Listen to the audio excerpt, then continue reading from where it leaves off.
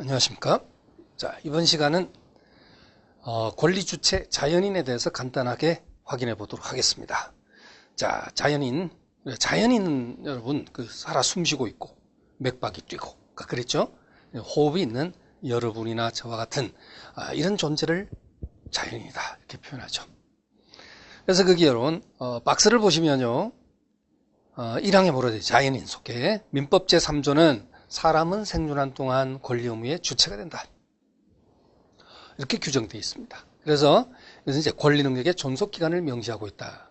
권리 능력이란 것이 뭐냐면 권리를 누릴 수 있는, 그리고 권리를 누린다는 것은 반면에 의무를 부담하기도 합니다.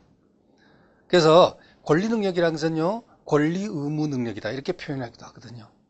시험에 나오는 그런 용어는 아니지만 그냥 권리 능력 이렇게 출제가 됩니다.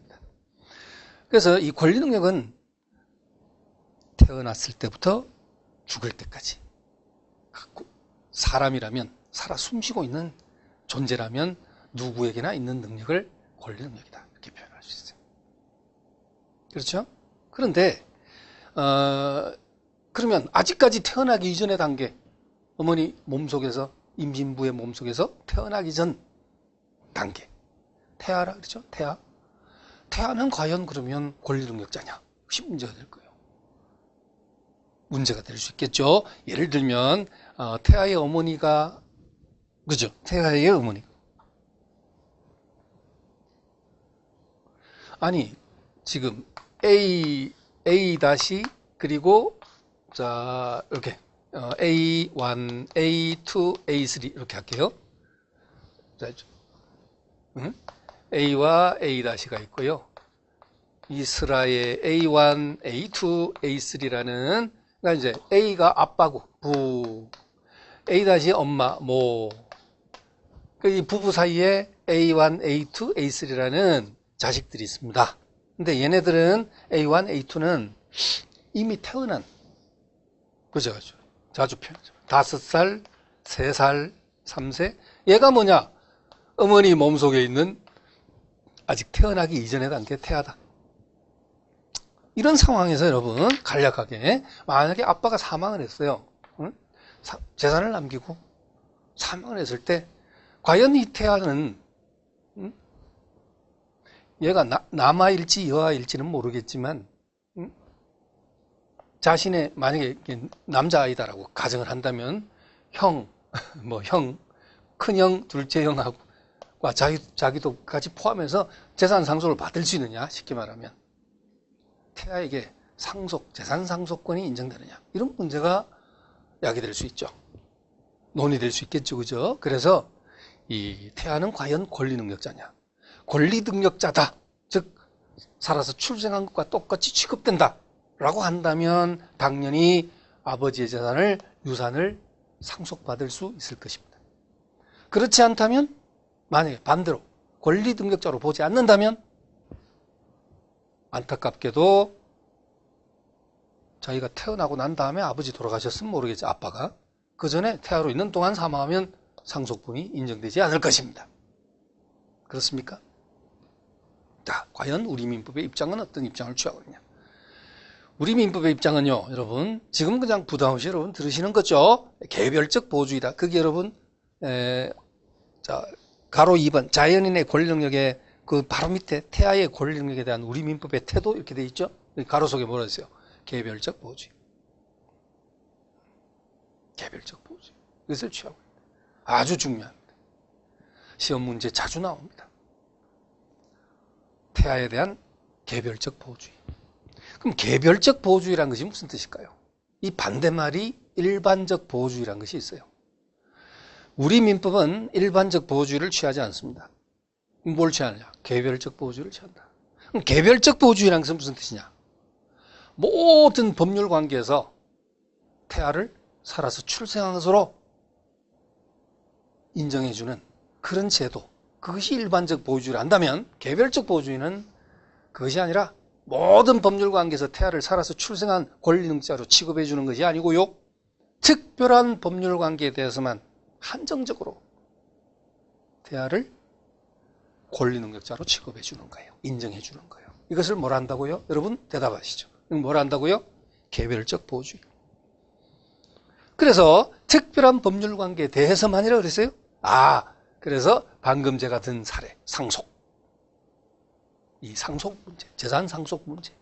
여기에 대해서는 태아를 살아서 출생한 것과 똑같이 취급되는, 즉 권리 능력을 인정을 해줍니다. 여러분 이해되십니까? 아주 중요합니다, 여러분. 이 기본 강의 가면요, 여기는 지금 딱 두 개만 제가 일부러 제시했어요. 1번이 불법 행위로 인한 손해배상 청구권. 2번이 뭐예요? 여러분 대답하시죠? 2번이 뭐예요? 상속. 두 개만, 물론 이 두 개가 태아의 권리 능력에 대한 문제 출제할 때 가장 잘 나오는 것이지만, 이 두 개만 지금 제시되어 있지만, 이 외에도 기본 강의에 가면 여러분 교재, 핵심 교재도 나와 있고요. 쭉 자세히 나와 있습니다. 이 외에도 여러분 지금 듣고 그냥 흘려버리세요. 나머지 것들은요. 사인증여나, 이건 이제 견해 대립이 있긴 합니다만은, 유증, 그 다음에 인지, 대습상속, 이런 것들이 나와요. 생소한 용어들 쏟아져 나오죠. 그건 그때 가서 보도록 하겠습니다. 물론 이제 가장 중요한 것이 1번, 2번 나와 있는데, 그러면 이 태아 상속분이 어떻게 된다? 인정이 된다는 얘기입니다.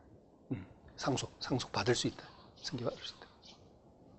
그럼 상속분이 그러면 어떻게 결정되느냐? 이게 이제 또 제시가 되어질 수 있겠죠. 그때 가서. 이건 그냥 지금 나중에 나올 때 다시 한번 하더라도요. 직계 비속은 그냥 여러분 그냥 참고로 들으십니다. 직계 비속은 자 111 아빠 사망이니까 엄마도 1, 그죠? 근데 배우자는 법정 상속분의 법률의 규정에 의해서 정해진 상속분의 5할이 가산이 됩니다. 0.5. 이런 상속분 여러분 참고하시죠? 예. 이렇게 인정이 돼요. 네? 아직까지, 이제 몇 해 전에 이거 개정하겠다 했는데 아직까지 확실히 바뀌지는 않았고, 아직까지는 이런 비율로 적용되니까 1, 2, 3, 4 플러스 0.5니까 공통분모를 만들어서 4.5분의 1씩 여러분 기본 강의 가면 다시 한번 제시할 겁니다. 자세히. 자, 납득되죠? 공통분모 만들어서 4.5분의 누나, 딸 하나 더 있다. 이미 출생한 더 있다. 그러면 1 플러스 0.5 되니까 그러면 5.5분의 1이 되겠네. 한 명 더 있다면 5.5분의 1. 아시겠죠? 상속분 그만큼 줄어드는 결과가 되니까. 그래서 보세요. 태아에게도 이미 기출생자와 동등한 상속 지분이 인정이 된다. 그런데 여러분 오해는 하지 마십시오. 얘가 이 상속분을 결국 태아인 동안에도 인정은 해주지만 그것이 효과가 생기려면 어떻게 해야 돼? 살아서 출생해야 돼. 살아서 출생하지 않고 안타깝지만 유산이 돼버리면 세상 빛을 보지 못하고 사망을 해버리면, 사망이 아닌 유산이 된, 아예 유산이 된다면 이러한 상속 개별적 보호주의한 상속분은 논의할 여지가 없습니다. 권리 능력을 인정해 줄 여지가 없다.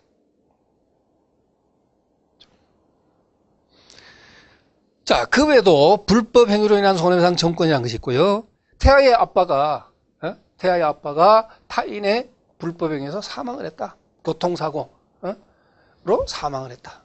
그랬을 때 이 태아는 태어났을 때 자신의 아빠가 없단 말이에요. 이 정신적 고통에 따른 위자료 청구권, 그 손해배상 청구권을 가해자를 상대로 행사할 수 있다.